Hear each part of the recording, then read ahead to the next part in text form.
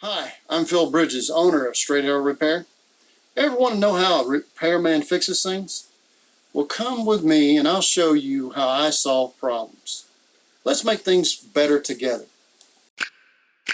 This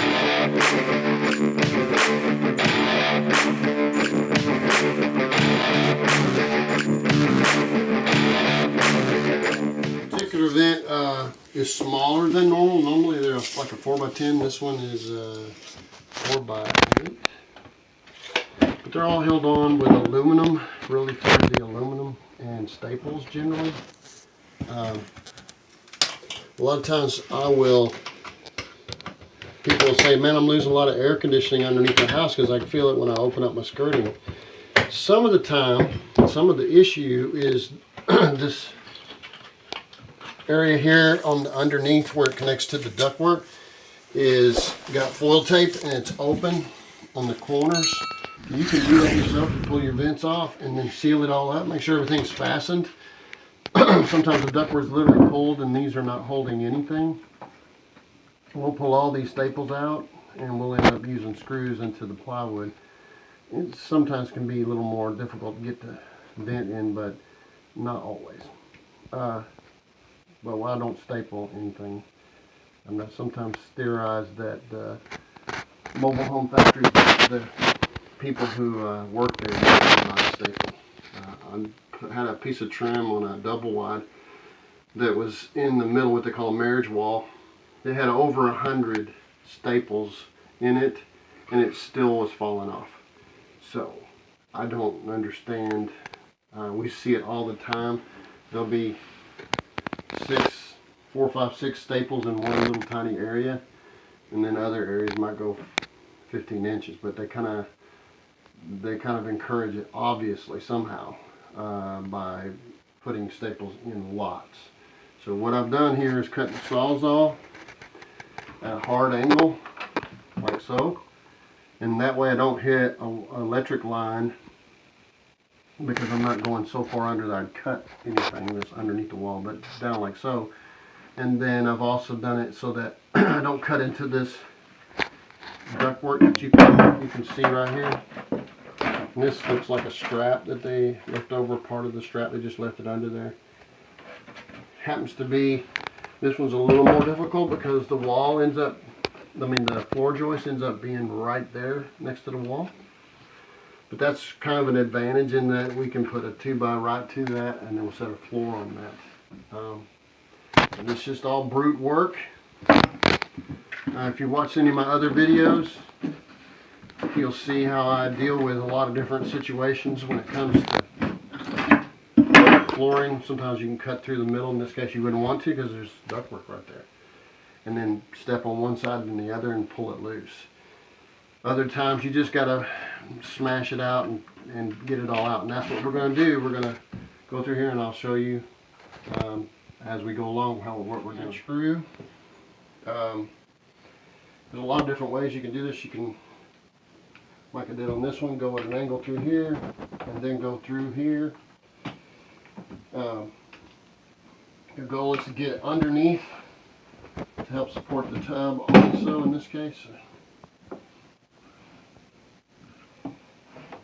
And even with the floor joists.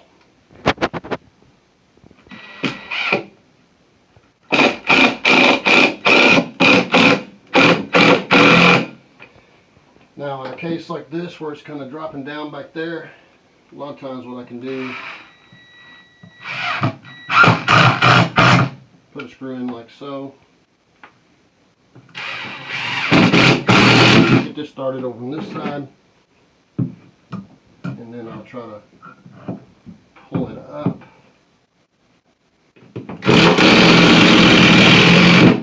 And then pull this screw back out.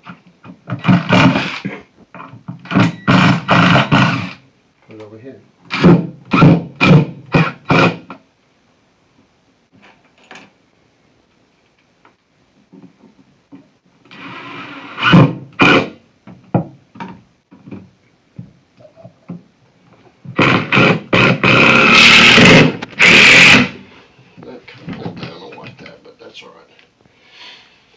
So in this case, case, it's kind of an odd, I'm not seeing it. There's no reason for this ductwork to go over here. This is outside of the wall. There's no ductwork running to the, sometimes they have flexible ductwork running to the kitchen cabinets. That's not the case here.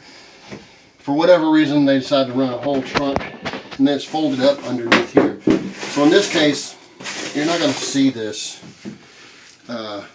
very often, because I haven't seen it in 30 years, but we're going to put a 2x4 right here, and we're going to make it work. Even though this is smashing into ductwork, we're going to put that there. Looks like we're going to have to go and get some 5/4 material, which is a little bigger than 3/4 of, it's 1 1/4 instead of 1.5 inches. A lot of people use it for decking. And we'll put it right there so we can get the most amount of wood alongside here, because the 2x won't fit, because this is a really weird situation. You don't normally see ductwork run parallel. Usually it's down under and it runs. That way it's protected by the plastic barrier, which is why you don't have to have a plastic barrier on the ground underneath mobile home, even though Southern Building Code on regular houses have it. If you put it there, water gets underneath that house, it stays there. If you want to make a pond, dig a hole, put plastic on the ground, and it will hold water for a long time. Okay? So if you want to hold water under your house, put plastic on the ground. The mobile home here in this case has a vapor barrier, which is right here holding the insulation. It protects the plumbing. Whereas a house has block walls, around the outside, dug into the ground where water doesn't pass through like it does on skirting on a mobile home. And a mobile home has this vapor barrier here, whereas a house puts a vapor barrier on the ground and the insulation is exposed. You don't want that in your mobile home, because you don't have the block walls to protect you from the wind. We get into that discussion several times, and I get lots of questions, and a lot of people talk about square footage of venting. They're trying to apply what works with a house to a mobile home. It doesn't work, I promise you. You can put all the vents in the world you want, and I'll crawl underneath that house and there'll be water. Especially if you put plastic on the ground. So in this case, we don't have that situation. We're working with a vapor barrier that's still here, the insulation's still here. There's actually a frame right here, which is usually about 3 foot from the outside wall, and then outriggers to support the ridge beam out there. So this is not necessary. We're going to put a 2x here, and we're going to put 5/4 there. Then we're going to pre-drill holes into this board here so that we can put a 2x all the way across here and give us a little more support right here.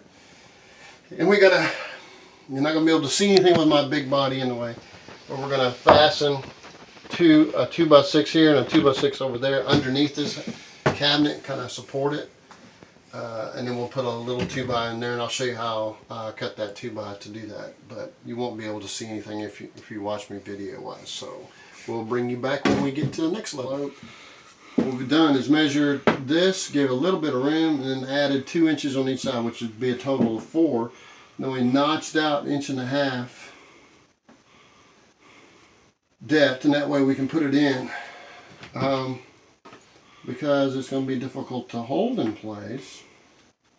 I mean, I could reach underneath with my arms, which I will put it in.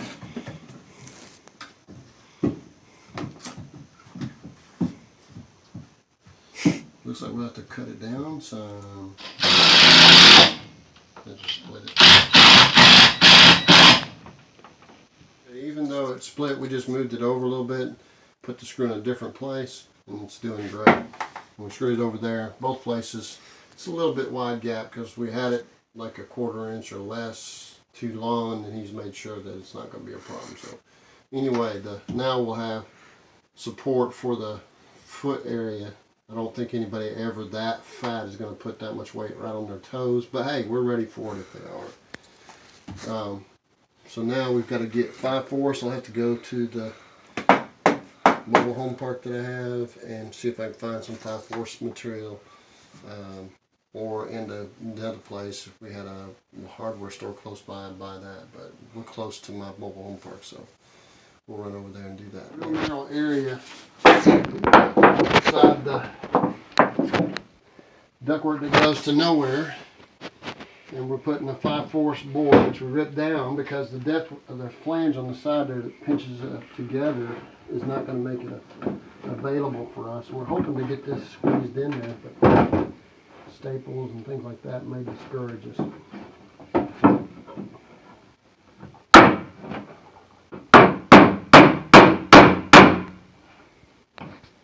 Trying to get flush with the 2x6, not the 4. I'm going to pre-drill.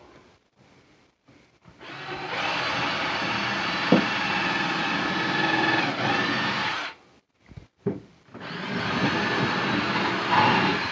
think it's like an 1/8 inch drill bit.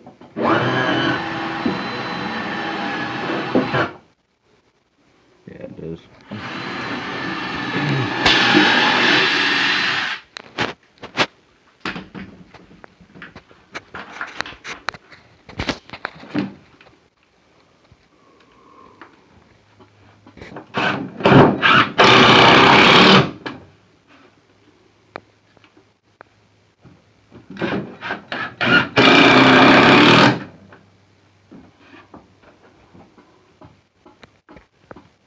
I don't know what that is.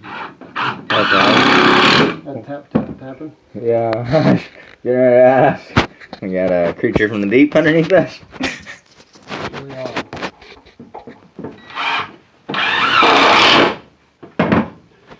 Alright, now we can lay plywood, screw something to, and we've got the board over here.